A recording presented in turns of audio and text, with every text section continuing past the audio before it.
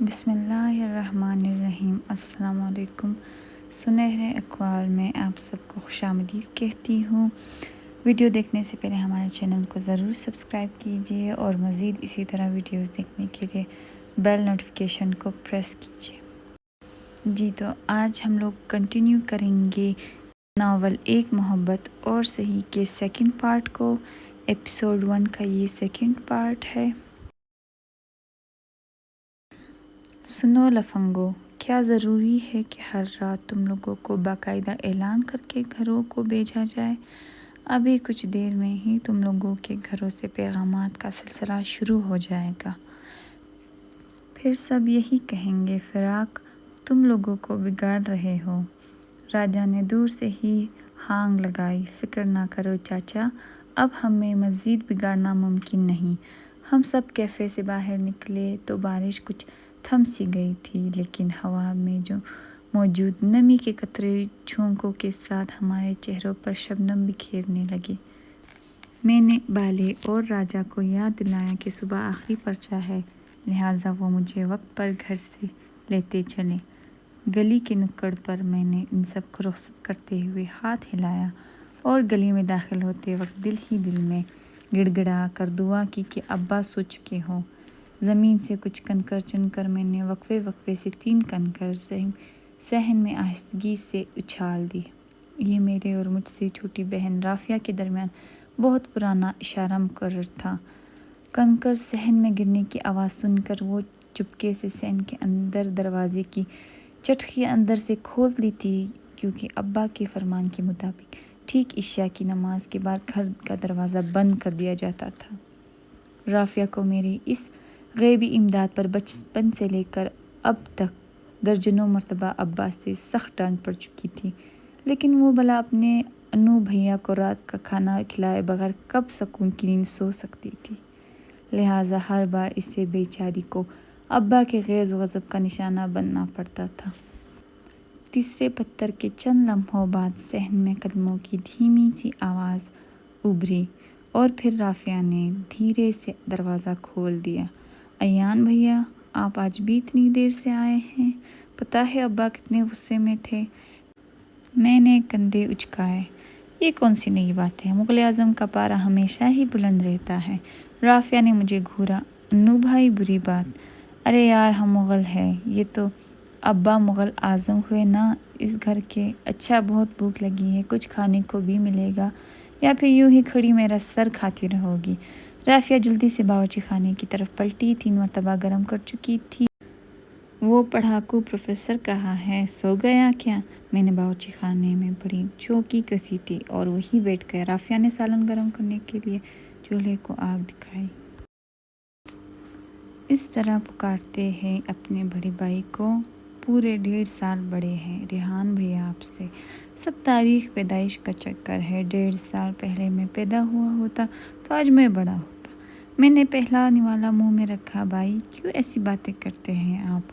پتہ ہے ابا آپ کی تعلیم اور نوکری کے لیے کتنے پریشان رہتے ہیں، اور امی تو آپ کی فکر میں پہلے سے بھی عادی رہ گئی ہے۔ آخر آپ ان دونوں کی بات پر کان کیوں نہیں دھرتے؟ میں نے چڑ کر ہاتھ جوڑے۔ خدا کے لیے چھوٹی، اب تم میری نانی اماں بننے کی مشق شروع نہ کرو۔ یہ کام امی ابا کے لیے ہی چھوڑ دو، اور پھر مجھ سے جو بھی بن پڑتا ہے کرتا ہوں۔ لیکن اگر ابا یہ سمجھتے ہیں کہ BA کرتے ہی وزیر اعظم لگ جاؤں تو یہ میرے لیے ناممکن ہے۔ آخر تم سب کو یہ بات سمجھ میں ہی کیوں نہیں آتی کہ یہ سرکاری بابو گیری میرے بس کا ورگ نہیں؟ مجھ سے نہیں ہوتی یہ سرکار کی 24 گھنٹے کی غلامی۔ اس قربانی کے لیے ریحان موجود ہے۔ بکرا بننے کے لیے مجھے تم لوگ بخش ہی دو۔ میری آواز بلند ہوتی دیکھ کر رافعہ نے جلدی سے ہونٹوں پر انگلی رکھ کر مجھے خاموش رہنے کا اشارہ کیا، لیکن شاید تب تک بہت دیر ہو چکی تھی۔ اچانک میرے عقب میں ابا کی گرجتی ہوئی آواز سے ماحول کانپ سا گیا۔ مل گئی فرصت گھر آنے کی؟ اب بھی آنے کی کیا ضرورت تھی صاحبزادے؟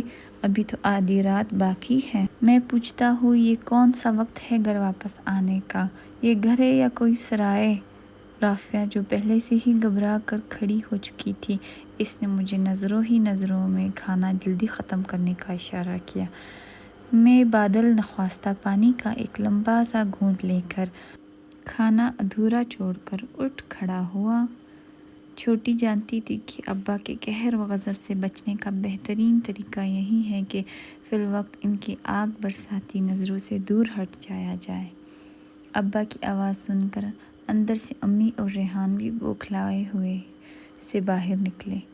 میں سر جھکا کر چھت کی سیڑھیوں کی جانب بڑھا تاکہ اوپر بنے جز وقتی گودام اور کل وقتی اس کمرہ نما میں جا کر پڑھ رہوں جو بچپن سے اب تک میری آخری پناہ گاہ تھا۔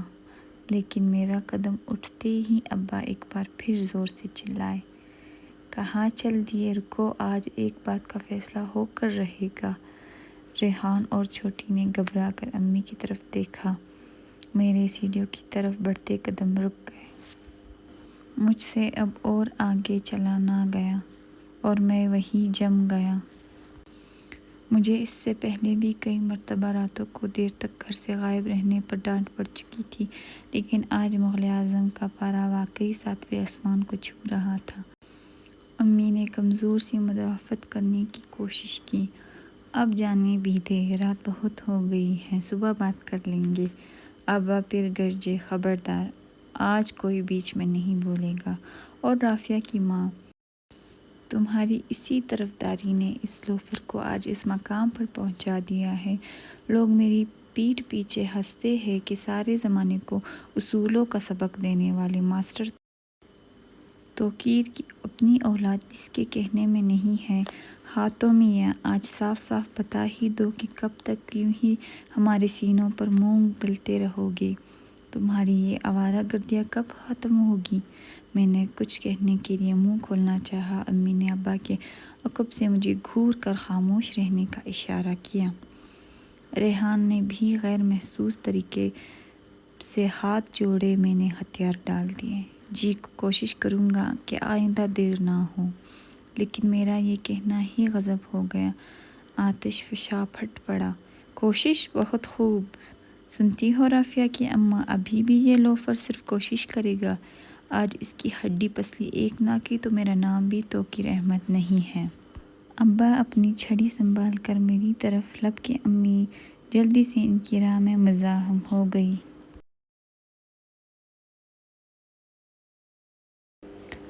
ایپیسوڈ 1 کا پارٹ 2 اسی جگہ ختم ہوتا ہے۔ ملتے ہیں اپنی اگلی قسط میں۔